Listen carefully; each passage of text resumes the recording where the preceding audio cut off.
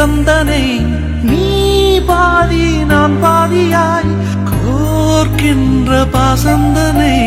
காதல் என்று பேர் சூட்டியே காலம் தந்த சொந்தம் இது என்னை போலே பெண் குழந்தை உன்னை போலொரு ஆண் குழந்தை